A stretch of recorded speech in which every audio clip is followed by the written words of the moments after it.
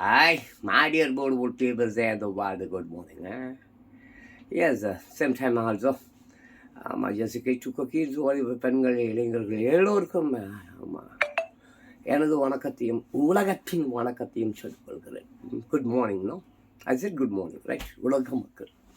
உலகம் means what man? உலகம் பிரபஞ்சம் அந்த மாதிரி தான் எல்லாருக்கும் பிரபஞ்சத்தில் இருக்கக்கூடிய ஐம்பூதங்கள், நீர், நிலம், நெருப்பு, காற்று, ஆகாயம், ஊர்வன, பரப்பன எல்லோருக்கும் எனது காலை வணக்கம். That means what good morning சொல்லிக்கொண்டு அப்படியே நம்ம வள்ளுவன் அவர்கள் சொல்லியிருப்பார், நீர் இல்லாது உலகு அமையாது. வாட்? நீர் வாட்டர். நீர் இல்லாது உலகு அமையாது. There is no what means what man? There is no word. Okay, அதுதான். ஓகே, ஆனால் ஒரு விஷயம் இதை அப்படியே நான் மாற்றி உல்டா பண்ணி தோசை மாதிரி திருப்பி போட்டு சொல்லலாம். எப்படின்னா, உலகு இல்லாத நீர் எதற்குப்பா? உலகமே இல்லைன்னா நீர் எதற்கு? நீர் இல்லாது உலகு அமையாது, ரைட்? ஓகே. ஆனால் உலகமே இல்லை என்றால் நீர் எதற்கு? இன்று உலகமே இல்லை என்று தானப்பா ஆய்கொண்டிருக்கிறது. யோசித்து பாருங்கள். நீராகவா இருக்கிறது? நீர் சாராயமாக இருக்குது, அப்புறம் பெனாயில் இருக்குது, அப்புறம் வாட் மேன்? எப்போ ஒரு ஏஐஸில் ஒரு சின்ன கண்டென்ட்டு, தளோண்டு கண்டென்ட்டு, ஒரு சின்ன ப்ராம்ப்ட் எடுத்துக்கிட்டால் கூட அதுக்கு ஒன் கிளாஸ் ஆஃப் வாட்டர் தேவை. 1 கிளாஸ் ஆஃப் வாட்டர். அது விட்டுடு, நீ உலகம் பூரா எங்கெங்கேயோ பயங்கரமான வெள்ளங்கள் பெருக்கெடுத்து ஓடுகிறது. சரி, அதாவது நீர் இல்லாது உலகு அமையாது, ரைட்டு, நான் ஒத்துக்கிறேன்ப்பா. ஆனால் உலகமே இல்லை என்றால் நீர் எதற்குப்பா? இன்று உலகம் எப்படி இருக்கிறது என்பதை பற்றி பார்க்கலாமா? வாங்க அப்படி செய்திக்குள்ளே போகலாம். தினத்தந்தி. ஓகே, ஆமாம், தலைப்பு செய்திகள் அல்ல, அப்படியே இருக்கக்கூடியது அப்படியே வாசிச்சு விட்றேன். மொத்தமாக ரொம்ப நாள் ஆச்சு உலக செய்திகள் பார்த்து. அப்படியே இந்த உலக செய்திகள் பார்த்து விடுவோமா? வெளிநாட்டு செய்திகள். ஊருக்குள் புகுந்த வெள்ள நீர். பாம் பாம் பாம் பாம் பம் பம் பம் பம் பம் பம் பம் பம்.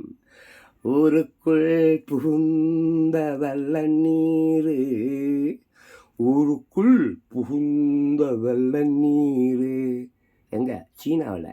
இங்கே இல்லைப்பா, இங்கே டிசம்பர் மாதம் தான், இந்த வருஷம்தான், 2026 தான், டிசம்பர் மாதம்தான். எல்னினோ ஆண்டுன்றோம். அடுத்த வருஷம் வரைக்கும் இருக்குமாமா. எப்போ? 2027 ஆகஸ்ட் வரைக்கும் வெள்ளம். ஆமாம், சவாரி செய்வோம். படகில் இல்லைப்பா, சென்னையில் அப்படியே அந்த வெள்ளத்தில். இப்போ நான் நிறைய பார்த்தேன் நீசுரேஷனுக்கு காவா நீரில். சரி, ஓகே, அப்படியே போவோம். வெளிநாட்டு செய்திகள். ஊருக்குள் புகுந்த வெள்ள நீர். மறுபடியும் அந்த போடுகிற பாருங்கள். This is China. ஆல்மோஸ்ட் சீனா ரொம்ப மோசமான நிலையில் இருக்குது. சரி, சீனாவில் கொட்டிய கனமழையால் ஆறுகளில் வெள்ளம் கரை புரண்டு ஓடுகிறது. வெள்ள நீர் ஊருக்குள்ளும் விவசாய நிலங்களுக்குள்ளும் புகுந்துள்ளதால் மேற்கொண்டு தண்ணீர் வராமல் தடுக்க மீட்பு குழுவினர் கரையோரம் மணல் மூட்டைகளை அடித்து வருகிறார்கள். நீர் இல்லாது உலகம் அமையாதான். இப்போ நீருக்குள்ளதான் வாழ வேண்டி இருக்குது. நம்ம தீபகற்ப நாடு, ஓகேவா? நம்ம மூன்று பகுதிகள் நீராகவும் ஒரே ஒரு பகுதி தான் தரையாகவும் இருக்கிறது. அதில் தான் நம்ம வாழறோம். இந்த சின்ன தரை கண்டிப்பாக தண்ணி கூட போயிடும், அது வேறு விஷயம். பட் பாவங்களை குறைத்து கொள்ளுங்கள்ப்பா. கொஞ்சமாவது நிம்மதியாக சந்தோஷமாக வாழ்வதற்கு உண்டான வழிமுறைகளை தேடுங்கள். இந்த இளைஞர்களிடம் நான் அடிக்கடி சொல்கிறேன், கேள்வி கேளுங்கள். உன்னை யார் என்று நீ உணர்ந்து அதன்படி நடன்னு. இவன் என்னடானா ஒரு 10 பேர் 20 பேர் சேர்த்துக்கினே டீம்ன்றான், டீம் லீடர்ன்றான். அந்த டீம் லீடர்ன்றீங்களே, அந்த 20 பேரும் 20 கோணங்களில் இருக்கிறான். அவன் சொல்கிறது இவன் கேட்கறதில்ல, இவன் சொல்கிறது அவன் கேட்கறதில்ல. எல்லாம் ஈவோவில் சுற்றின்னு இருக்கிறான்பா. இது இந்த டீம் என்ன உலகை நல்வழிப்படுத்தக்கூடிய டீமா இது? அதெல்லாம் ஒன்றும் கிடையாது. எப்படி சிம் கார்டு விற்கலாம், எப்படி அதை விற்கலாம், எப்படி இதை விற்கலாம், எப்படி ஏழை மக்களை, பாமர மக்களை, படிக்காதவர்களை பைத்தியம் ஆக்கி மென்டல் ஆக்கி அவன் ஜோபியில் இருக்கிற ₹1 ₹2 ₹10 காசெல்லாம் பிடுங்கி இந்த புறம்போக்கு எச்ச பசங்க வாழ வேண்டியது இருக்காங்க. இந்த புறம்போக்கு எச்ச பசங்க தான் வாழுது. அந்த சதர்ன் இந்தியா, அது அப்புறம் ஹைடெக்கு, இந்த டெக்கு, அந்த டெக்கு, ஐடி கம்பெனின்னு சொல்லிட்டு இந்த பொண்ணுங்க பாவம் அவனுங்களுக்கு ஆம்லெட்டு, அப்புறம் அந்த பிரெட் ஆம்லெட்டு, சிகரெட்டு முதல் கொண்டு வாங்கி கொடுக்குதுங்க. அவங்களும் நல்லா வாங்கி குடிச்சிட்டு போகிறானுங்க. பார்க்குறேன், டெய்லி நான் பார்க்குறேன். நீ வேணாலும் போய் பாரு. ஒவ்வொரு டீ கடையிலும் காலையிலே போய் பார். இந்த பொண்ணுங்க அந்த பொண்ணுங்களை பத்தானே அப்பனும் ஆத்தாலும் இதெல்லாம் கண்கூடா பார்த்தானா அங்கேயே தூக்கு போட்டு செத்துடுவான். அப்படி இருக்குது. ஒவ்வொரு டீ கடையும் ஒரு ஊரில் 10 டீ கடை இருக்கிறதுனா 10 டீ கடையிலையும் காலங்காதால் இந்த பசங்க பண்ணுற வேலை இதுதான். சிகரெட் தான், ஸ்மோக்கிங் தான், ஆம்லேட்டு தான், எல்லாம் தான். ஆனால் காசு அவன் கொடுக்க மாட்டான். இந்த பொண்ணு போய் செல்ஃபோனை வச்சுக்கின்னு QR கொடுக்குதுல்ல, அதான் ஸ்கேனிங்காக அதை பண்ணி ரூபாய் போடுது. ஆமாம், பேசிக்கிறதெல்லாம் எப்படி தெரியுமா? ஆமாம், ஆசை மச்சான் வாயில வச்சான், அப்படி தான் இருக்குதுங்க. கர்மாந்திரங்க அழுவுங்க. காலங்காத்தால் இதுங்க மூஞ்சிலாம் பார்த்துட்டு வந்தால் எப்படியோ நம்ம வாழ்க்கை அன்றைக்கி அன்றாட வாழ்க்கை என்பது எப்படி இருக்கும். தினம் ஒரு தகவல்னு சொல்லுவான்.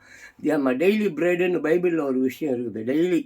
டெய்லி பிரெட், டெய்லி ஒரு ஸ்லோகம், ஒரு நல்ல விஷயத்தை பேச வேண்டும், செய்ய வேண்டும்னு. இங்கே நல்ல விஷயம் எங்கே இருக்குது? சரிப்பா, இந்த உலகத்துக்குள்ளார போகும். ஓகேவா? ஸோ என்ன ஆயிடுச்சுன்னா, சீனாவில் கொட்டிய கனமழையால் ஆறுகளில் வெள்ளம் கரை புரண்டு ஓடுகிறது. அப்புறம் எப்படி நீர் இல்லாத உலகம் ஞாபகம் சொல்லுவேன். இதுதான் நீரில் ஏகப்பட்ட நீர் இருக்குது. அள்ளி கூடி காவா தண்ணி வீட்டுக்கு பக்கத்துலேயே வச்சு நிற்கிறேன் 8 கோடி. ஏன்னா அங்கே பார்த்தாலும் ரோடு பூரா அங்கே அங்கே இந்த டாஸ்மாக் பாட்டில் எங்கே பார்த்தாலும் கிடக்குது. எடுத்து அதில் கொஞ்சம் தண்ணியை ஊற்றி கூடி வேறு வேணும். குடியை எடுக்கும்போது நீ தான், உனக்கு தான் குடியே இல்லையே, குடித்தனமே இல்லையே, அப்புறம் நீ குடிச்சு கொண்டே இரு. அப்புறம் சரி, எங்கள் பார், சீனாவில் கொட்டிய கனமழையால் ஆறுகளில் வெள்ளம் கரை புரண்டு ஓடுகிறது. வெள்ள நீர் ஊருக்குள்ளும் விவசாய நிலங்களுக்குள்ளும் புகுந்து உள்ளதால் மேற்கொண்டு தண்ணீர் வராமல் தடுக்க மீட்பு குழுவினர் கரையோரம் மணல் மூட்டைகளை அடுக்கி வருகிறார்கள். அடுத்த செய்தி பாரு. 9 மாதங்களில் மட்டும் ஆப்கானிஸ்தான் பாகிஸ்தான் தாக்குதலில் 500 பொதுமக்கள் பலி. ஐநா அதிர்ச்சி தகவலாம். ஐநான்னு ஒன்று இருக்கிறது, இது வேஸ்ட். ஐநா சபை அது ஒரு வேஸ்ட்டு தண்டக்கார மாதிரி. அது சும்மா அதை வச்சு அவன் சொல்கிறத அவன் கேட்குறான். அவன் சொல்கிறது ஒரு பயிலாவது அங்கே அவன் கேட்க மாட்டான். அது சும்மா தண்டத்துக்கு ஐநா சபைன்னு ஒரு சபையை வச்சுக்கிங்க அப்படியே ஓபிஎஸ்சின்னு இருக்கிறானுங்க. அதிர்ச்சி அடி என்ன பண்ண போகுது? அப்படி காப்பாற்றிடுவா எல்லாரையும் நீ? ஏடா 9 வருஷம் இல்லைடா, நான் எனக்கு தெரிஞ்சு சின்ன வயதில் இருந்து புலம்பின்னு கிடக்கிறேன், கத்தின்னு கிடக்கிறேன். புலம்பின்னு திருட்டு எல்லாரையும் திருட்டு போயின்றோம். உலகத்தில் இருக்கிற மொத்த பயிலையும் திருட்டு போயின்றோம். ஒரு பயிலும் திருந்த பாடல. நான் கூட்டுருப்பா. எனக்கு முன்னாடி எம்ஜி ராமச்சந்திரன் இருந்தாங்க, அண்ணா இருந்தாங்க. அதுக்கு முன்னாடியே 2500 ஆண்டுகளுக்கு முன்னாடியே சாக்ரட்டிஸ் இருந்தார், புத்தர் இருந்தார், இயேசுநாதர் இருந்தார். எவ்வளோ பேர் இருந்தான். யார் சொல்லி யார் கேட்டான்? ஒருத்தனும் கேட்கல. ஆனால் கொள்ளை, கொடுக்குறங்கள், அநீதிகள், அக்கிரமங்கள், அயோக்கியத்தனங்கள் சும்மா கரை புரண்டு ஓடுது சீனாவில் வெள்ளம் மாதிரி. ஓகேவா? சரி, ஓகே. 9 மாதங்களில் மட்டும் ஆப்கானிஸ்தான் பாகிஸ்தான் தாக்குதலில் 500 பொதுமக்கள் பலி. ஐநா அதிர்ச்சி தகவல். நியூயார்க்கு ஜூலை 29.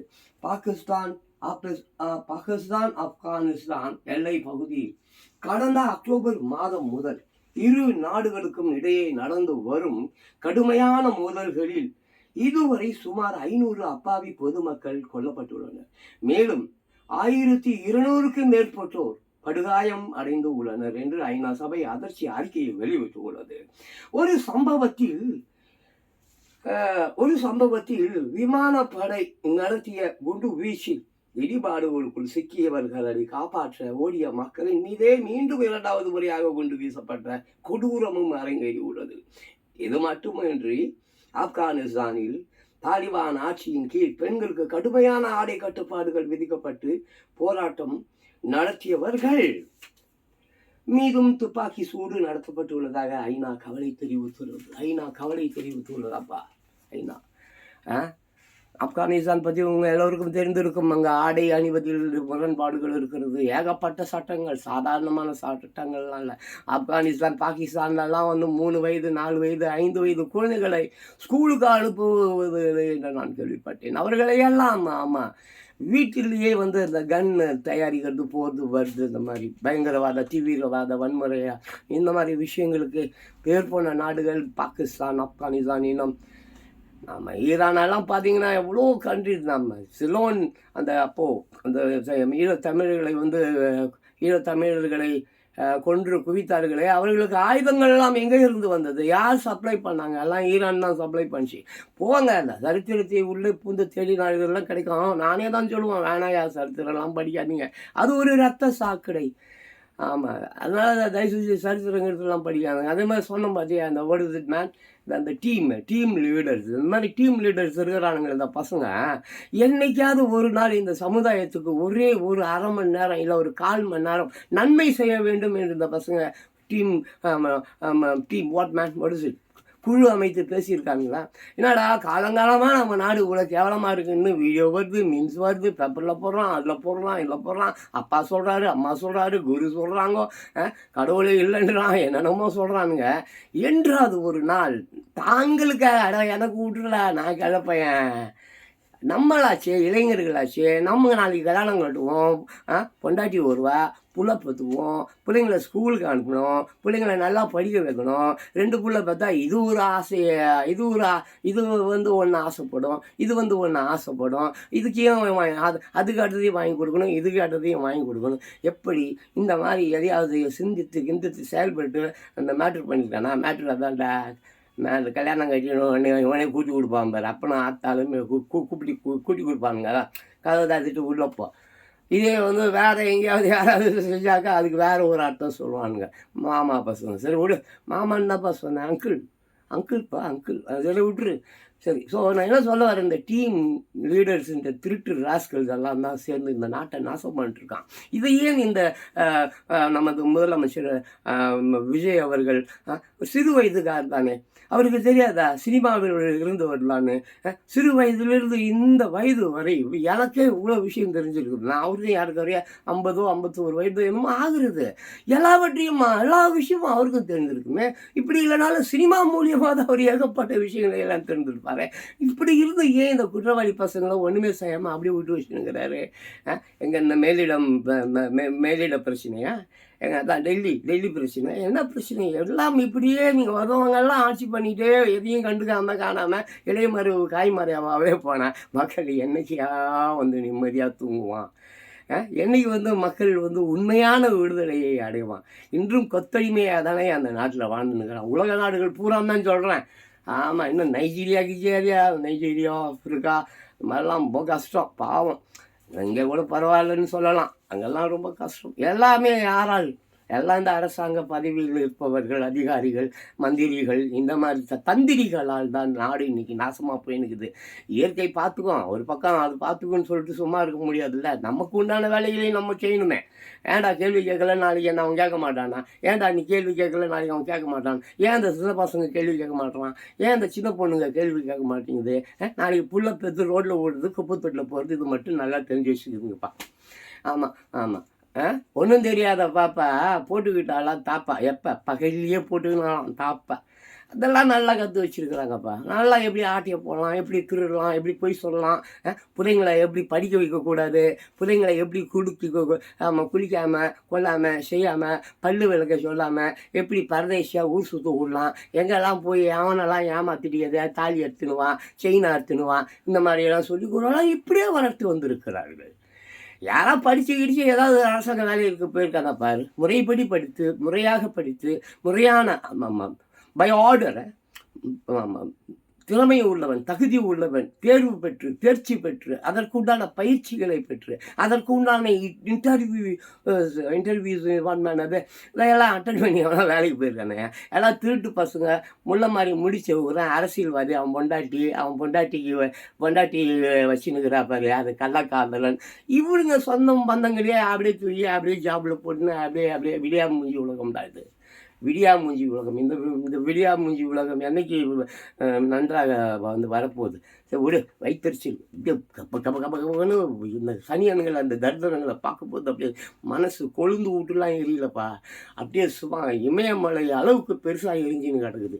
அது குழுவுறது, இது எரியுது, அவ்வளோதான் விடு. ஆமாம், அந்த படம் நாளைய தீர்ப்புன்னு சொல்லிட்டு ஒரு படம், விஜய் நம்ம நடிகர் முதலமைச்சர் விஜய் அவர்கள் படம். அந்த படத்தில் பார்த்தீங்கன்னா ஒரு பாடல் ஒன்று வரும், மிக பயங்கரமான ஒரு பாடல், சம பாடல் அப்பா.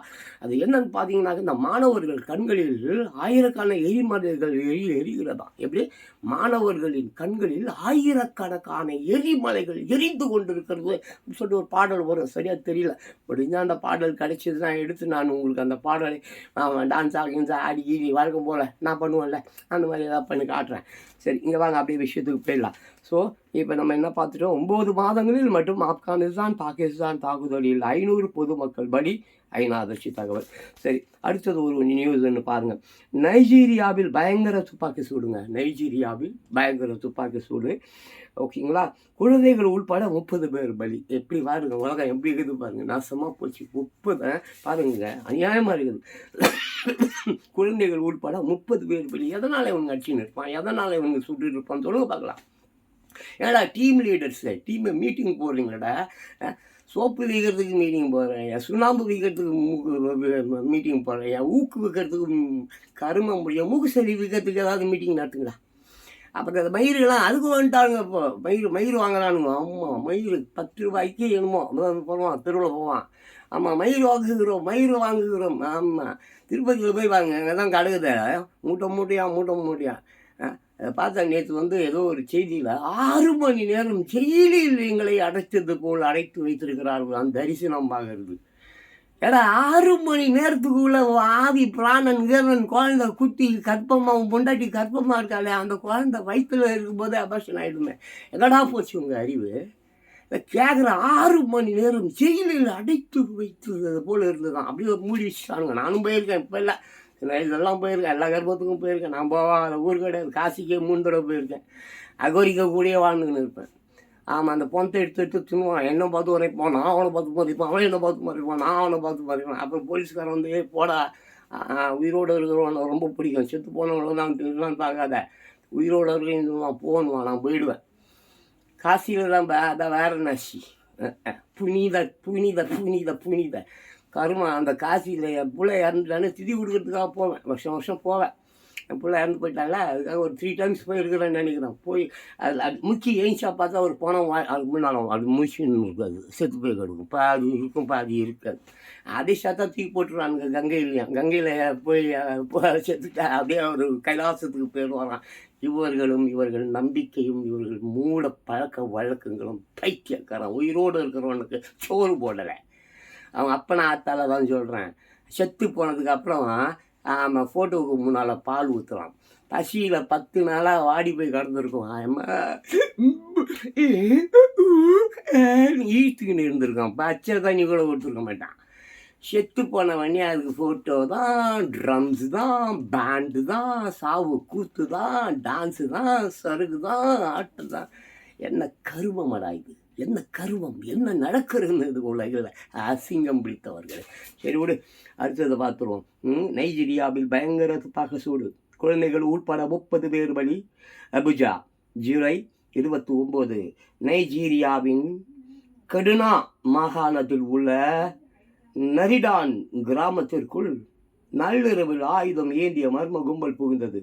அந்த கும்பல் கண் மூடித்தனமாக துப்பாக்கி சூடு நடத்தி வெறி செயலில் ஈடுபட்டது.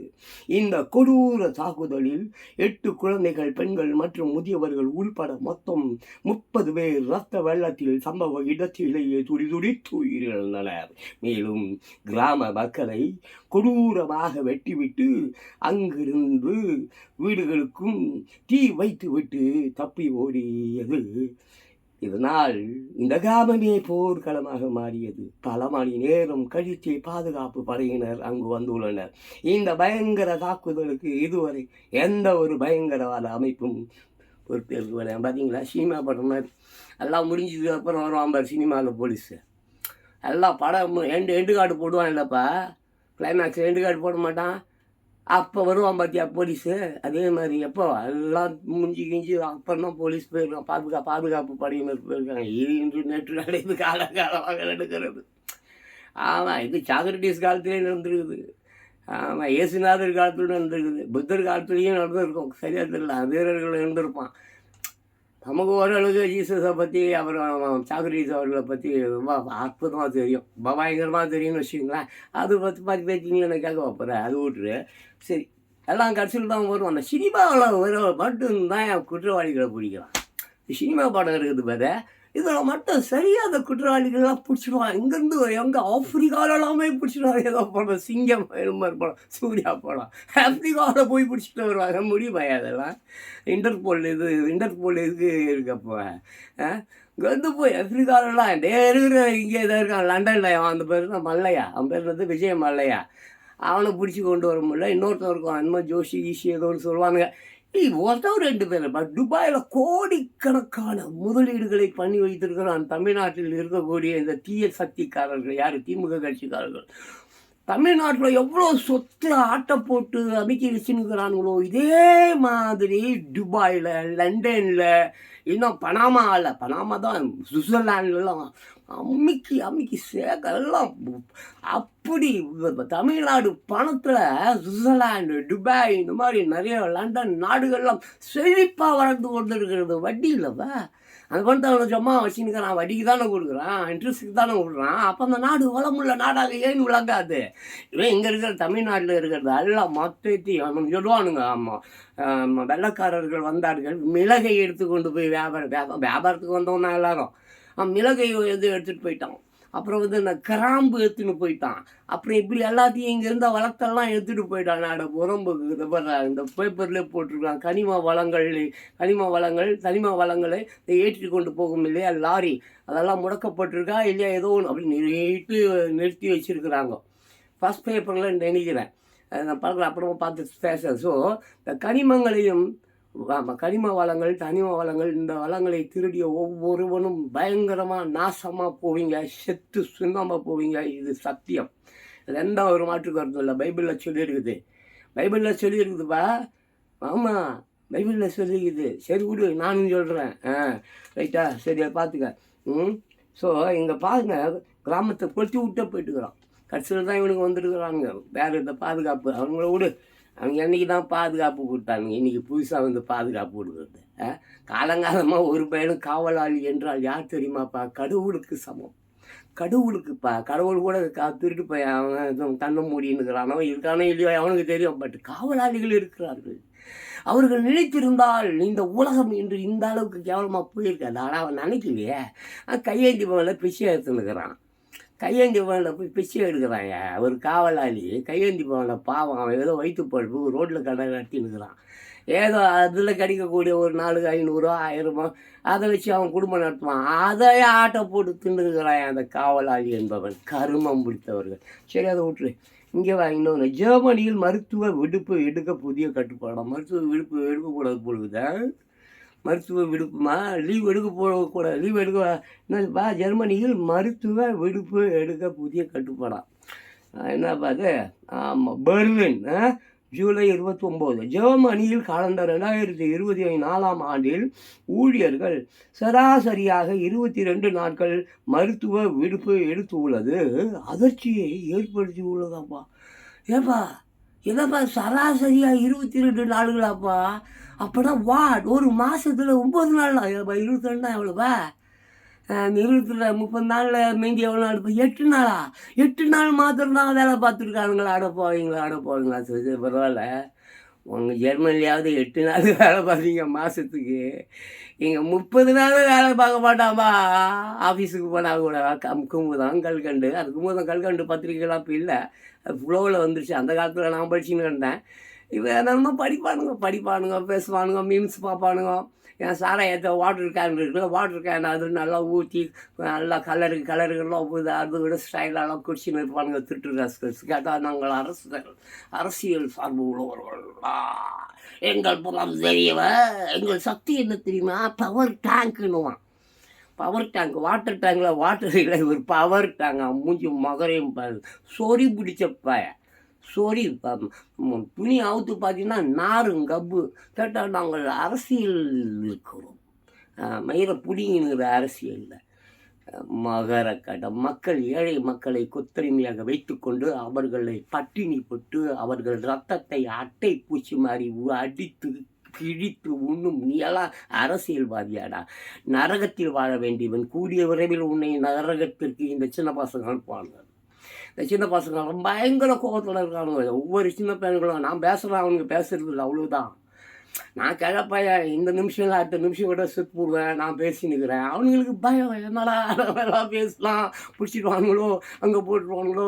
ஸோ ஏற்கனவே சோறு இல்லாத பிச்சை எடுத்துன்னு இருக்கிறோம். இந்த சூழ்நிலையில் இப்படிலாம் குரல் விட்டு சவுண்டு விட்டு பிடிச்சின்னு போய் ஜெயிலில் கீழில் போட்டுருவான். இப்போ அப்புறம் இப்போ காதலி கூட கடலை போட முடியாது, பீச்சுக்கு போக முடியாது, பார்க்கில் போய் பஜனை பண்ண முடியாது என்பதற்காக இப்படி போயின்னு இருக்கிறான். அதெல்லாம் கேள்விகள் கேளுங்கடா, சின்ன பசங்களை அறிவு கேட்டவனுங்களே. வாலிபர் பெண்ணு அறிவில்லை உனக்கு? அவன் பின்னாலேயே சுற்றி நிற்கிறேன். அவன் தாலியாக இருக்கிறதுக்கு சொல்லி கொடுக்குறது இவ தான். என்னடா நான் லிப்ஸ்டிக் வாங்கணும், மயிரை பண்ணணும், ஃபேஷியல் பண்ணணும், கையில் காசு இல்லை, போடா மோட்டர் சைக்கிள் தான் நல்லா வச்சுன்னுக்கிறதில்ல, பியூகா நல்லா ஃபாஸ்ட்டாக போ, ஹெல்மெட்டு போட்டுக்கோ, பின்னால் வர பற்றி அவனுக்கும் ஒரு ஹெல்மெட்டை போடு. இல்லை நானே கூட ஹெல்மெட்டு போட்டுக்கிறேன், மெதுவாக தனியாக போகிறால ஓரமாக போ, இல்லைடாக்க நான் செயினை பிடிச்சி நான் இழுத்துன்னு போகிறேன். என்ன போலீஸ்காரனுக்கு தெரியும், சிசிடிவி கேமரா ஒரு கேமரா வேலை செய்ய போகிறது இல்லை. அப்புறம் எதுக்கிட்டா கவலைப்படுறேன்? அப்படியே போலீஸ்காரனா கூட அந்தாடா அப்படின்னு தூக்கி அந்த பிச்சைக்கார கையேந்தி பண்ணல பிச்சை எடுக்கிற நாய், நாய் ஒரு 4 இட்லியே சொந்தமாக துட்டு கொடுத்து வாங்கி தோண மாட்டேங்குது. அது ஒரு 1000 ஒரு 5000 ஆனால் ஒரு 10,000 கொடுத்தா கூட வாங்கிக்கிட்டு போகுது, கண்டுக்குவா போகுது. ஊர் பூரா கஞ்சா வைக்கிறான், ஊர் பூரா சரக்கு வைக்கிறான். எல்லா தகவலும் இவனுக்கு தெரியும். ஒரு தகவலையும் எந்த போலீஸ்டா யாரடா பிடிச்சான்? ஒரு துணி பிடிக்கல, எல்லாம் அப்படியே தான் தெருவா இருக்கலாம். தெருவா குற்றவாளிகள், தெருவா கொத்து குற்றவாளிகள். சரி, பிடிச்சி கொண்டு போய் எங்கே போடுவான்? ஜெயில் கூட இல்லை. இப்போ 10க்கு 10 ரூமில் 4 பேர் வைக்கணும்னா 40 பேரை போட்டு அடைச்சி வச்சுருக்கிறான்னா அது கூட 5 வருடம் விசாரணை கைதிகளாக என்னடா கொடுமை எது? 5 வருஷம் ஒருவனை விசாரணை கைதிகளாக வைக்க முடியுமா? எந்த நாட்டிலடா இந்த சட்டம் இருக்குது? அந்த அம்பேத்கர் பாவம் ஏதோ ஷூக்கு பாலிஷ் போடுற மாதிரி வெள்ளைக்காரன் சட்டங்களை அப்படி பாலிஷ் பண்ணி விட்டுட்டு அவர் போயிட்டார். அதில் இருக்கக்கூடிய ஓட்டைகள்லாம் அவன் செம்மையாக பயன்படுத்தி கொண்டு ஓசோனையாக ஓட்ட போட்டாயா? எவ்வளோப்பா பயங்கரமானவன்டாடு மனிதா, நீ பயங்கரமான ஒரு கேவலமான மனிதன். சாதாரண மனிதன்டா, பயங்கரமான சூப்பர் கேவலமான மனிதன்.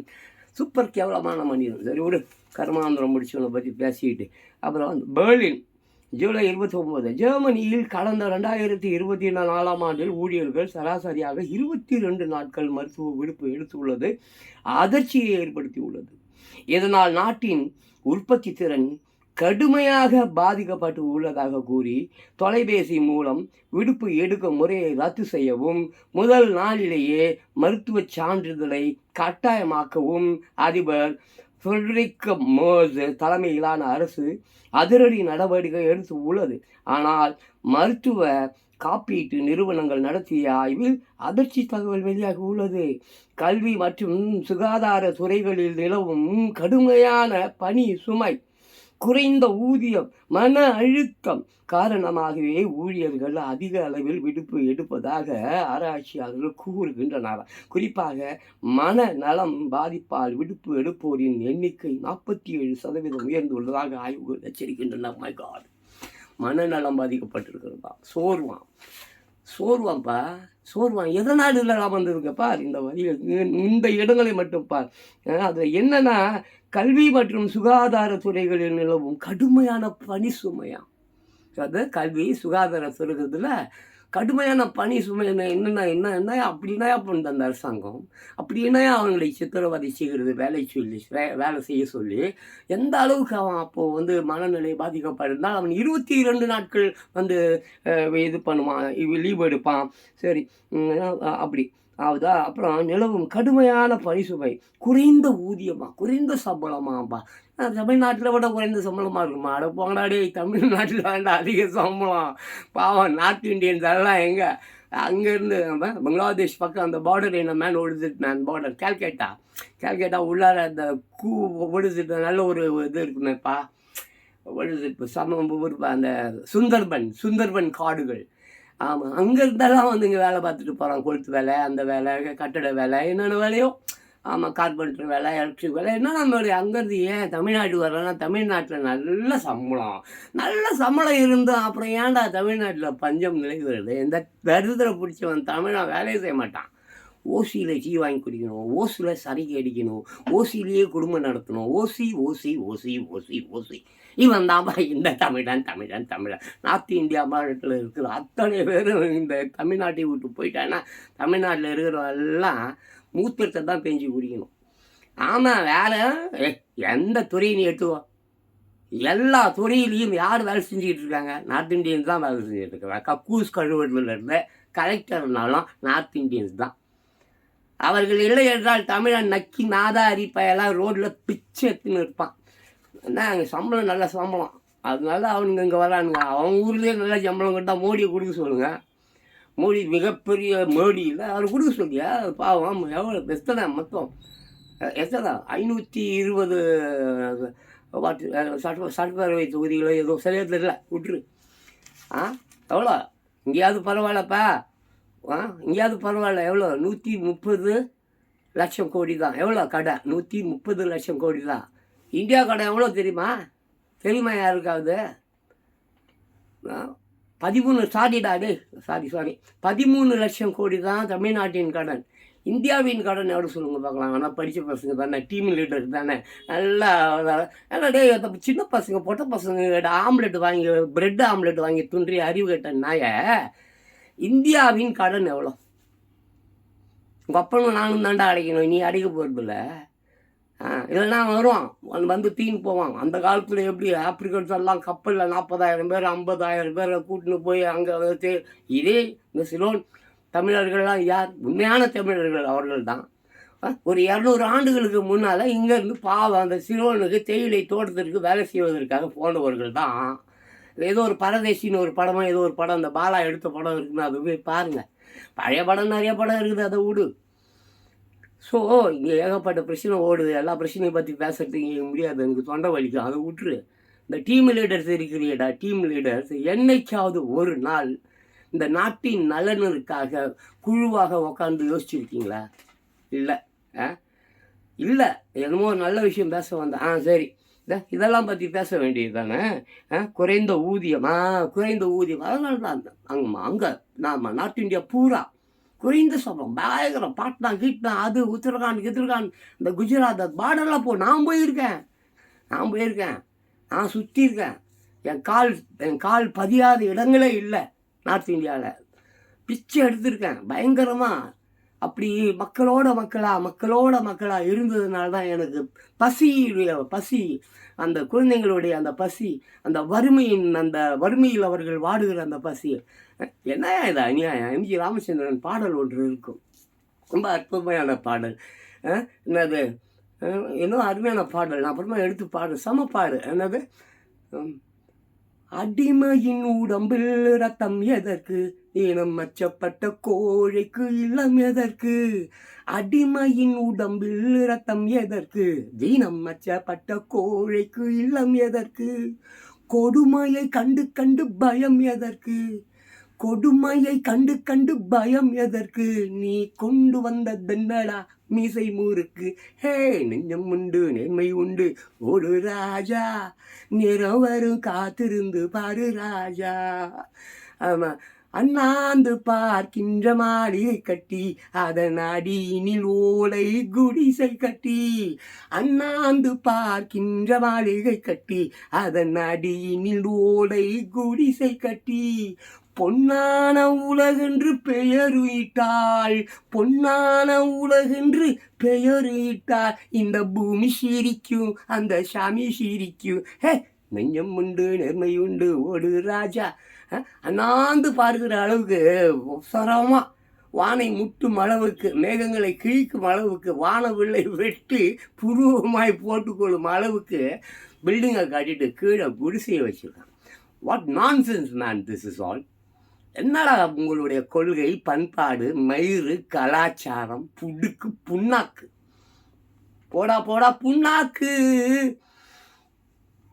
ஆமாம், அசிங்கம், கெட்ட வார்த்தை, பயங்கரமான கெட்ட வார்த்தை வருது. சரி, கண்ட்ரோல் பண்ணிக்கிறேன். சரி, அது விட்டுருவேன். ஸோ அப்படி போகுது அந்த கதை. என்ன கதை அது? ஜெர்மனியில் மருத்துவ விடுப்பு எடுக்க புதிய கட்டுப்பாடம். இங்கே தான் நான் சொன்னேன்ல, அங்கேயாவது பரவாயில்ல, 22 நாளும் என்னமோ அந்த விடுப்பு, அதுவும் ஒழுங்கான முறையில் ஃபோன்லேயே வந்து விடுப்பு சொல்லிடுவான் போல இருக்குது. ஃபோனில் எல்லாம் ஃபோன் தான் வந்துடுச்சு. ஃபோனுக்கு எங்கே இருக்கேடா, நான் ஒருத்தி கூட நக்கின்னு இருக்கேன், நீ என்னடி பண்ணிட்டு இருக்க, நான் ஒருத்தவங்க கூட நக்கின்னு இருக்கேன். ஃபோன், நான் முதலாக பிஎஸ்என்எல் ஃபோன் வாங்கினேன். ஃபஸ்ட்டு 199 ரூபா ஒரு ஆஃபர் ஒன்று விட்டான். நான் இப்போ சொல்லலை, நான் சொல்லுறது இப்போது நான் சொல்வது குறைஞ்சபட்சம் ஒரு பையனுக்கு தான் வயசு இருக்கும், ஒரு 28 வயசு இருக்கும் எனக்கு. 64, ஒரு 28 வயசு என்னமோ அந்த காலகட்டங்களில். I think it is 90s நினைக்கிறேன். 90s தான் போல இருக்குது. 199 ஒரு ஆஃபர் ஒன்று, லேண்ட்லைன் ஃபோனு. அந்த லேண்ட்லைன் ஃபோன் வாங்கி அதை கடவுள் மாதிரி நான் பாதுகாத்து பணி செய்து அதன் மூலியமாக நான் நிறைய ஏகப்பட்ட கனெக்டிவிட்டி ஏற்பட்டுக்கிட்டு வாழ்க்கையில் வளர்ந்து வந்தேன். இன்றைக்கும் சாதாரணமாக தான் இருக்கேன், பட் ஹாப்பியாக இருக்குது, அது வேறு விஷயம். பட் இன்றைக்கி ஒருத்தன் 10 ஃபோன் வச்சுன்னுக்கிறான். 10 ஃபோன் கூட 10 ஃபிகர் கூட பேசினுக்கிறான். அவள் என்னடானா 10 ஃபோன் வச்சுன்னுக்கிறா.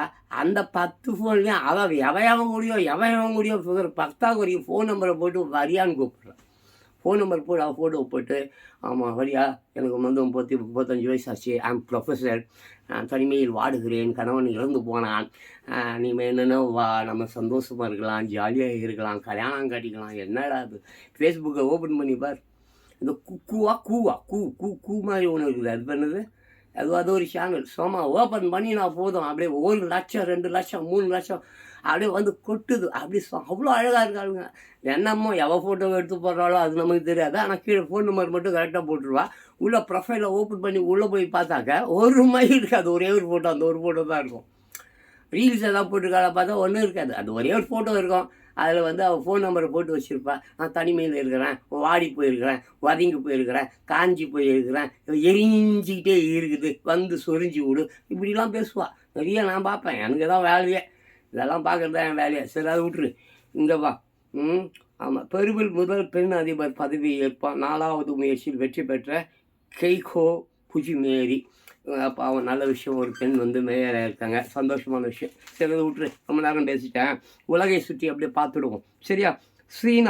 சீனாவிற்கு அரசு முறை பயணம் மேற்கொண்டுள்ள ஸ்லோவாக்கியா அதிபர் பீட்டர் பெலக்ரினியை அதிபர் ஜின்பிங் சந்தித்தார். ஐரோப்பிய ஒன்றிய உறவுகளை மேம்படுத்த ஸ்லோவாக்கியா உதவ வேண்டும் என கேட்டுக்கொண்டார். செயற்கை நுண்ணறிவு, ரோபோட்டிக்ஸ், தூய்மையான எரிசக்தி போன்ற தொழில்நுட்ப துறைகளில் இரு நாடுகளும் இணைந்து செயல்பட போவதாக அறிவித்து உள்ளார்.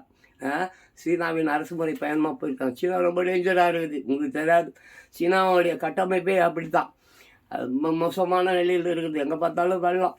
அது என்னமோ ஜார்ஜியஸ்ன்னு சொல்லிட்டு ஏதோ 3 ஜார்ஜியஸோ 4 ஜார்ஜியஸோ ஏதோ ஒரு மிகப்பெரிய அணை இருக்கும். அந்த அணை உடஞ்சி போச்சுன்னு வச்சுக்கோ, இந்தியாவே காலி. அந்த அளவுக்கு அவங்க அணைகளை கட்டி, எத்தனையோ ஆயிரக்கணக்கான அணைகளை கட்டி வைத்து நீரை தேக்கி வைத்திருக்கிறான். எல்லாம் உடஞ்சி நீங்கள் நாசமாக அவனுக்கு மலகாப்படுத்துன்னு அவன் மேலே இழிச்சு துப்பிங்கிறான். யார்? சீனா. சரி, அதை விட்டுரு. அதுக்கப்புறம் ஆப்கானிஸ்தானின் படாக்ஷான் மாகாண கலாச்சாரத்துறை அதிகாரி ஜபிஹுல்லா அமீர் என்பவர் மர்ம நபர்களால் சுட்டுக் கொல்லப்பட்டார். அவரது பாதுகாவலர்கள் நடத்திய பதில் தாக்குதலில் ஒரு கொலையாளி சம்பவ இடத்திலேயே உயிரிழந்தார். தப்பி ஓடிய மற்றொருவரை போலீசார் தீவிரமாக தேடி வருகின்றனர். உலகம் பூரா இதே தான்.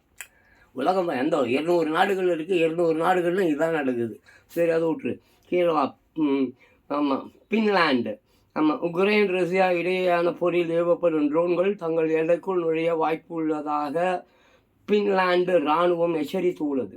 இதனால் பொதுமக்கள் பாதுகாப்பை கருதி ரஷ்ய எல்லையை ஒட்டியுள்ள தெற்கு கடற்கரை பகுதியின் வான்வெளி மற்றும் கடல் வழி போக்குவரத்தை பின்லாந்து அரசு அதிரடியாக மூட உத்தரவிட்டுதான். பயங்கரமான சம்பவமாக இருக்கிறது. உக்ரைனுக்கும் ரஷ்யாவுக்கும் தான் நம்ம போர் என்று நம்ம பார்த்து கொண்டே இருக்கிறோம். ரொம்ப நாள் அது ஓடி நிற்குது. இப்போ உக்ரைனுக்கும் ஈரானுக்கும் போர் ஒரு நிலை ஒன்று இருக்கிறது. 3ஆம் உலகப் போர் கண்டிப்பாக நிச்சயமாக இதே மாதம், இந்த மாதத்தில் இன்னும் தேதி 29 சொல்ல முடியாது. நான் 2 நாளில் 3ஆம் உலகப் போர் வந்தாலும் வரும். எனக்கு நான் நியூஸ் படிச்சுக்கினே இருக்கிறேன், காலங்காலமாக நியூஸ் படிக்கிறேன். எனக்கு அறிகுறிகள் தெரியும். நான் எச்சரிக்கையாக இருக்க வேண்டுமே என்று உங்களுக்கு புத்தி சொல்கிறேன். உங்களுக்கு விழிப்புணர்வு வர வேண்டும் என்று எச்சரிக்கிறேன். கேட்டால் கேளுங்க, கேட்காட்டா போங்க. Very very soon, very soon world war 3 is ready. Very soon. நான் சொல்கிறேன், இப்போ இல்லை, நான் 7 வருஷத்துக்கு முன்னாடியே நான் 2026 இதெல்லாம் நடக்கும் அப்படின்னு சொல்லிட்டு நான் சொல்லியிருக்கேன். நான் தனியாக சொல்லலை. நான் ஏகப்பட்ட பைபிள் நாஸ்டாமஸ் அப்புறம் பாபா வாங்கிய இப்போ நிறைய ஆய்வுகள் செய்து அதில் இருக்கக்கூடிய உண்மைகள், இந்த அழினோலாம் இந்த ஆண்டு வரும்னு எனக்கு எப்பயோ தெரியும். சூப்பர் எல்னினோ வரப்போகுது எனக்கே எப்பயோ தெரியும். சரி அதை விட்டுரு. அப்புறம் என்ன அது அந்த ஃபின்லாண்டில் இந்த மாதிரி ரஷ்யாவும் இப்போ உக்ரைன் வந்து ஈரான் கூட போரிடக்கூடிய ஒரு மிக பயங்கரமான ஒரு சூழ்நிலை இருக்குது. சப்போஸ் உக்ரைனும் ஈரானும் அடித்து கொண்டார்கள் என்றால் கண்டிப்பாக 3வது உலக போர் உறுதி. அப்புறம் அமெரிக்காவும் ரஷ்யாவும் வந்து செமையாக மூச்சு விட்டுக்கிட்டு அவங்க ஒதுங்கின்னு இருக்கிறாங்க. பட் பிள்ளைய என்னது குழந்தையும் கிளி விட்டுட்டு தொட்டிலையும் ஆட்டுவார்கள் இல்லையா, அதுதான் யார் ட்ரம்ப்பும் புத்தினும் பண்ணின்னு இருக்கிறாங்க. அது புரிஞ்சுக்கிங்க, புரிஞ்சுக்காட்டினாக்கா நடக்கும்போது பார்த்து தெரிஞ்சுக்கிங்க. சரி, அப்புறம் என்ன பார்த்துட்டிங்க, ஃபின்லாந்து பார்த்தாச்சு. இப்போ காங்கோ. அப்புறம் காங்கோவில் எபோலா வைரஸ் தொற்றால் பாதிக்கப்பட்டவர்களின் எண்ணிக்கை 3,2062 உயர்ந்தது. இதுவரை 1437 பேர் உயிரிழந்து உள்ளனர். தடுப்பூசி இல்லாத இந்த வைரஸ் தொற்றை கட்டுப்படுத்த மருத்துவ குழுவினர் திணறி வருகின்றனர். கிளர்ச்சியாளர்கள் வன்முறை மற்றும் பணியாளர்கள் போராட்டங்களால் சிகிச்சை பணிகள் பாதிக்கப்பட்டுள்ளனர். காங்கிரஸ் ஓடி நிற்குது. அதெல்லாம் பார்த்தீங்கன்னாக்கா பாதிக்கு பேர் இறந்து போயிருக்கிறார்கள். பாதின்னா எவ்வளோ பேருக்கு தொற்றுனாக்கா இப்போ தான் நீங்கள் தானே பார்த்தேன். வேர் இட் இஸ் பேன். ஆமாம் 3,262 பேருக்கு தொற்று இருந்திருக்கிறது. அதில் பார்த்தீங்கன்னா 1,430 பேர் செத்து போயிருக்கிறாங்க. ஸோ அது வந்து இப்போ நிறைய காங்கோலேருந்து வரக்கூடிய ஆட்களை எல்லாம் வந்து ஏர்போர்ட் அங்கே இங்கே துறைமுகங்களில் எல்லா இடங்கள்லையும் செக் பண்ணுறதா சொல்கிறாங்க. பட் எனிவே எபோலா பயங்கரமான ஒரு வைரஸ் மிக விரைவில் தமிழ்நாட்டுக்குள்ளே வரும். கேரளாவுக்குள்ள யாருக்கோ ஒருத்தருக்கு வந்துட்டதா கேள்விப்பட்டேன். அது உண்மை தகவலா பொய் தகவலா எனக்கு தெரியாது. பட் ஜாக்கிரதையாக இருங்க. அதுக்கப்புறம் பிரான்சின் அட்லாண்டிக் கடற்கரை பகுதியிலான லகானோவில் காட்டுத்தீ கொழுந்து விட்டு இருந்து வருகிறது. மோசமான வானிலை காரணமாக தீ மேலும் தீவிரமடைந்து உள்ளதால் அங்குள்ள முகாம்கள் சுற்றுலா விடுதிகளில் தங்கியிருந்த சுமார் 4,000 பேர் அவசரமாக வெளியேற அரசு உத்தரவிட்டு உள்ளது. உடைமைகளுடன் பாதுகாப்பான இடங்களுக்கு செல்லுமாறு அதிகாரிகள் அறிவுறுத்தி உள்ளனர். என்ன ஒரு பிரான்ஸ் அந்த காட்டுத்தீ எல்லா இடங்களும் இங்கே கூட ரீசன்ட்லி எங்கள் மேன் நம்ம ஊர் அது என்ன ஊர் பாது நீலகிரி வாட் இஸ் மேன் என்னன்னு சொல்லுவாங்க, உதகமண்டலம், ஊட்டி. ஸோ இங்கேயும் வந்து கொஞ்சம் உள்ளான் காட்டுத்தீ போய் கொண்டு இருந்தது. லாஸ் ஏஞ்சல்ஸ், அப்புறம் வாட் இஸ் மேன் இன்னொன்று இருக்குமே லாஸ் ஏஞ்சல்ஸ், ஹாலிவுட் இருக்குமே இது அந்த ஊர் பேர் இருந்தப்பா கலிஃபோர்னியா லாஸ் ஏஞ்சல்ஸ் எல்லாம் காட்டுத்தீயில் மிகப்பெரிய அபாயங்களை போன அவர் ஆட்சிக்கு வந்தார் யார் நம்ம ட்ரம்ப் அவர்கள். அப்பொழுது மிகப்பெரிய ஒரு காட்டுத்தீ அங்கே ஓடிக்கிட்டு இருந்தது. இப்போது அந்த பக்கம்லாம் போயின்னு தான் இருக்குது. பட் லாஸ் ஏஞ்சல்ஸில் கலிஃபோர்னியாவில் இருக்குதா தெரியல. பட் நிறைய இடங்களில் காட்டுத்தீ வந்து எரிந்து கொண்டிருக்கிறது. நான் பார்த்தா கரெக்டாக எனக்கு ஊர் பேர் சொல்ல தெரியல. அதே மாதிரி நிறைய ஊர்களில் பேரிடர்கள், சுனாமி, நிலநடுக்கம், அது லொட்டு லொசுகு, எரிமலை வெடிப்பு, ஏகப்பட்ட காஷ்மீர் எடுத்துக்கோ, நம்ம பாம்பே எடுத்துக்கோ. 10 நாளைக்கு முன்னால் காஷ்மீரில் ஏற்பட்ட நிலச்சரிவில் எவ்வளோ பேர் என்னென்னமோ காணாமல் போயிட்டாங்க. ஊடெல்லாம் மண்ணூரில் போயிடுச்சு. மிகப்பெரிய வேளாண் பாம்பே. இன்னும் பூனாலும் சேதத்திலிருந்து இன்னும் வந்து வாட்டது அந்த சேதாரத்திலிருந்து மீளவில்லை என்று நினைக்கிறேன். சரியாக தெரியல, அதை போய் பார்த்துங்க. அதுக்கப்புறம் தான் வந்து பார்த்தீங்கன்னாக்கா ஃப்ரான்ஸ் அந்த மாதிரி ஆச்சு. அமெரிக்காவின் நியூயார்க் நகரில் ஏழை நடுத்தர மக்களின் சுமையை குறைக்க அரசாங்கமே நேரடியாக நடத்தும் 5 மளிகை கடைகளை திறக்க மேயர் ஜோக்ரான் மாம்சானி திட்டம் வகுத்துள்ளார்.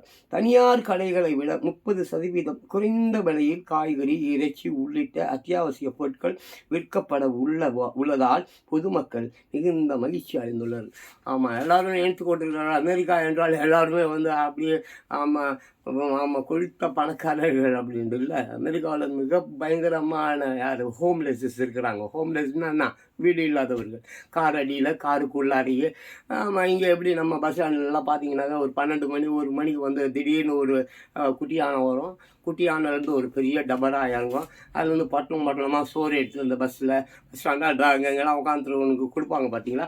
அதே போல் அமெரிக்காவில் 50 மாகாணங்களிலும் மிக பயங்கரமாக பாதிக்கப்பட்டுள்ள ஒரு 7-8 மாகாணங்கள் இருக்கிறது. அங்கெல்லாம் வந்து அந்த ஜாம்பிஸ் மாதிரி ஊசி போட்டுருக்காங்க.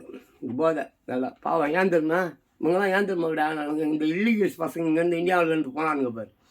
1 லட்சத்தியா இல்லை எவ்வளோ 18 வருஷம் பேருப்பா. 1 கோடியா? ஆமாம் அப்படி தான் நினைக்கிறேன். போயிட்டானுங்கள்ல, போய் ஆமாம் எல்லாம் ஏஜென்ட்டை பிடிச்சி அவனை பிடிச்சி இவனை பிடிச்சி 10 லட்சம் 20 லட்சம் 50 லட்சம் பணத்தை கொடுத்து இங்கேருந்து அமெரிக்காவுக்கு போய் அவனுங்க பாவம் அவனுங்க பொழப்புல மண்ணை போட்டானுங்க. அவனுங்க வேலை வெட்டி இல்லாமல் இப்போ என்ன பண்ணிட்டு இருக்கான், ஊசி போட்டுன்னு அங்கே போட்டுன்னு ஜாம்பிஸ் மாதிரி அங்கங்கே பிச்சை எடுத்துனுக்குறானுங்க அமெரிக்கன்ஸ். ரொம்ப பேர் பார்க்கலாம், போய் பாரு. ஆமாம், ஃபேக்ட்ஸ் அபவுட் அமெரிக்கான்னு போய் கேளு, கூகுளில் கேளு. அவன் நிறைய வீடியோ வ்ளாக் இருக்குது, போய் பாரு. பாவமாக பரிதாபமாக இருக்கும்.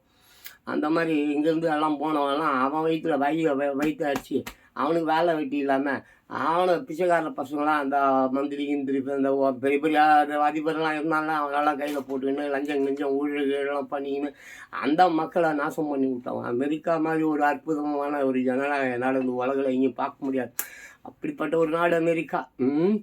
ஆமாம், ஐ லவ் ட்ரம்ப். எனக்கு ட்ரம்ப்பை ரொம்ப பிடிச்சிருக்குது. ஏன்னா அவர் வந்ததுக்கப்புறம் தான் நிறைய அந்த இல்லீகல் ஸ்ட்ரீட்டு பசங்க எல்லாரும் அடிச்சு ஓடுங்கடான்னு தனி ஃப்ளைட்டில் கைதிகளைப் போல அனுப்பி வைத்தார். ரொம்ப சந்தோஷம். அவங்க ஊர் மக்கள் நல்லாக இருக்க வேண்டும் அப்படி நினைக்கணும். நம்ம ஊரில் இருக்கிறோம் எல்லாம் கொத்தடிமை அவனை போட்டு மேலே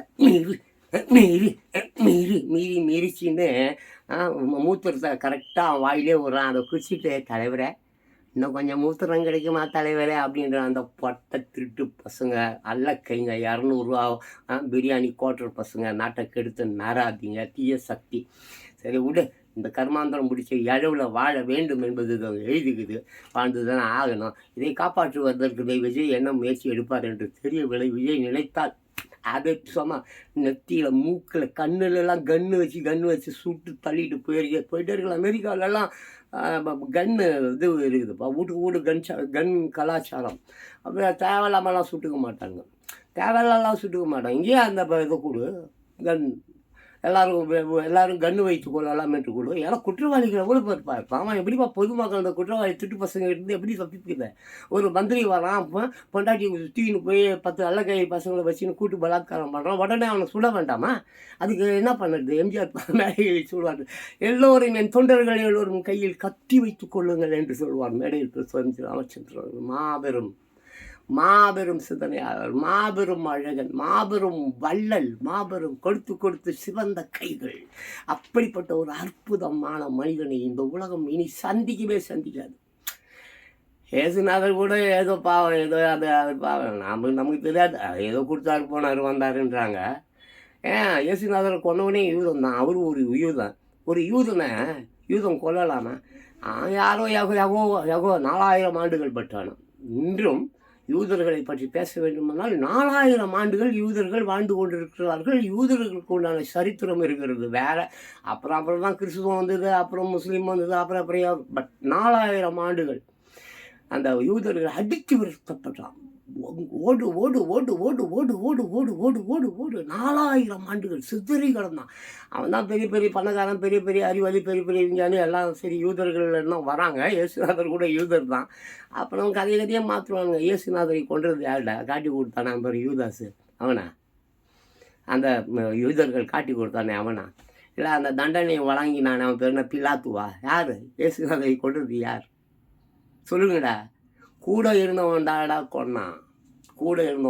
அதனால் உன் கூட இருக்கிறவன் தான் கொள்வான். இந்த நாட்டில் உன் கூடவே சுற்றிக்கிட்டு இருக்கிற அயோக்கிய சக்தி, தீய சக்தி, ஆண்டு கொண்டு இருக்கிற சக்தி, இந்த மாதிரி யாரும் போன ஆட்சி இந்த ஆட்சி எந்த ஆட்சியாக இருந்தாலும் மக்கள் எடுப்பது பிச்சை தான். பிச்சை ஆட்சி.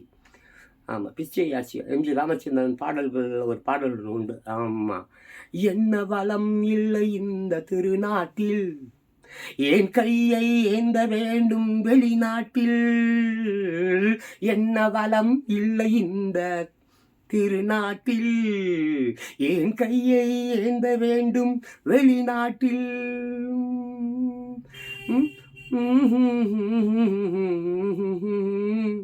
தானே நான் நல்லா இருக்கும். அதில் ஒரு வரி ஒன்று வரும்.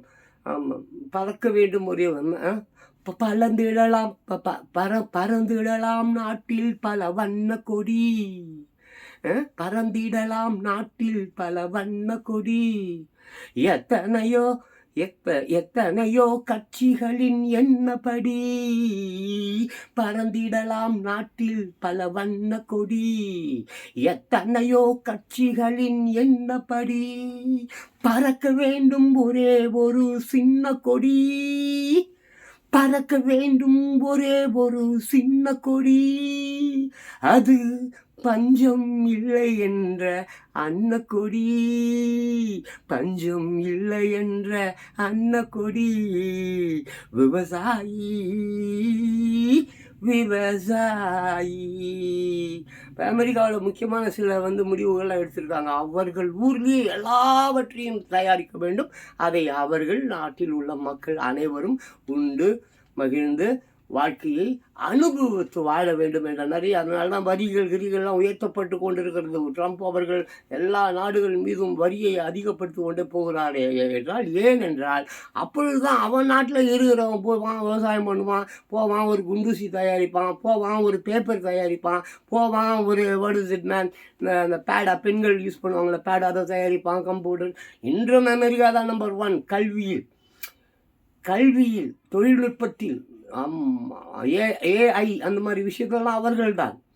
பட் அங்கே நிறைய பிச்சைக்காரர்கள், அந்த நாட்டில் பிறந்து வளர்ந்த இளைஞர்கள், வாலிப பெண்கள் எல்லாம் பிச்சைக்காரராக மாறி போனார்கள். காரணம் என்னவென்றால் வேலை இல்லை. ஏனென்றால் இல்லீகல் இமிகிரன்ஸ் உள்ளே போந்து நாசம் பண்ணிட்டான். இப்போ அதை அவர் சரி செய்து கொண்டு வருகிறார். கூடிய சீக்கிரத்தில் அமெரிக்க மக்கள் அமெரிக்காவில் தயாரிக்கப்படும் அனைத்தையும் அவர்கள் வந்து வாங்கி சாப்பிட்டு அப்படி ஒரு அற்புதமான வாழ்க்கையை வாழ்வாங்க. மற்ற எந்த நாட்டிலையும் போய் நம்ம எதையும் வாங்கக்கூடாது, கையேந்தக்கூடாது அப்படின்றது அவருடைய ஒரு விஷயம். ஏன் அதை தமிழ்நாட்டில் நினைக்கக்கூடாதா? ஏன் அதை இந்தியா நினைக்கக்கூடாதா? இந்தியா இன்னைக்கு ஏதாவது ஏற்றுமதி செய்கிறதா என்று கேட்டு பாருங்கப்பா. என்ன ஏற்றுமதி இருக்குது? ஏதோ அந்த மீன் அந்த எறாவோ ஏதோ எறா தான் நினைக்கிறேன், எறா மீன். அதையும் எல்லாத்தையும் மருந்துக்கிறதெல்லாம் போட்டு, அதுவும் கப்பலில் போகும்போது கடலில் மூழ்கி, அதுவும் இந்த ஹார்முஸ், அந்த ஹார்முஸ் நிறைய கடக்க முடியாமல் அதையும் கிட்டு எரி என்னமோ நடக்குது. ஸோ ரெடியாக இருங்க, 3ஆம் உலகப் போர் இஸ் ரெடி. 3ஆம் உலகப் போர் இஸ் ரெடி. எப்போ வேணாலும் ரஷ்யாவுக்கும் உக்ரைனுக்கும் நீண்டு கொண்டிருந்த சண்டை இப்போ லைட்டாக அப்படி திசை திரும்புது. உக்ரைனுக்கும் ஈரானுக்கும் மிகப்பெரிய ஒரு கலவரம் வரும் என்ற ஒரு அச்சம் நிலவு கொண்டிருக்கிறது. நான் பார்த்த சில தகவல்கள் சரியான தகவல்கள் இல்லையான்னு தெரியாது. நான் உள்ளே பூந்து நிறைய போய் பார்க்குறேன். அதில் என்னுடைய நாலேஜுக்கு தெரிந்த ஒரு விஷயம். ஸோ 3ஆம் உலகப் போர் இஸ் ரெடி. ஓகே. இன்னொன்று இருக்குது. அமெரிக்கா படிச்சாச்சா? தென்னாப்பிரிக்கா படிச்சிடலாம். தென்னாப்பிரிக்காவில் நைஜீரிய குடியேறிகள் மீது நடத்தப்படும் இனவெறி தாக்குதல்களால் இரு நாடுகளிடையே மோதல் நீடித்தது. தற்போது பதற்றத்தை தணிக்க இரு நாட்டு அதிகாரிகளும் அவசர பேச்சுவார்த்தை நடத்தினர். வன்முறையாளர்களை கைது செய்யவும், சொத்துக்களை இழந்த நைஜீரியர்களுக்கு இழப்பீடு வழங்கவும், நட்புறவை வலுப்படுத்தவும் இரு நாடுகளும் கூட்டாக முடிவு எடுத்து உள்ளன.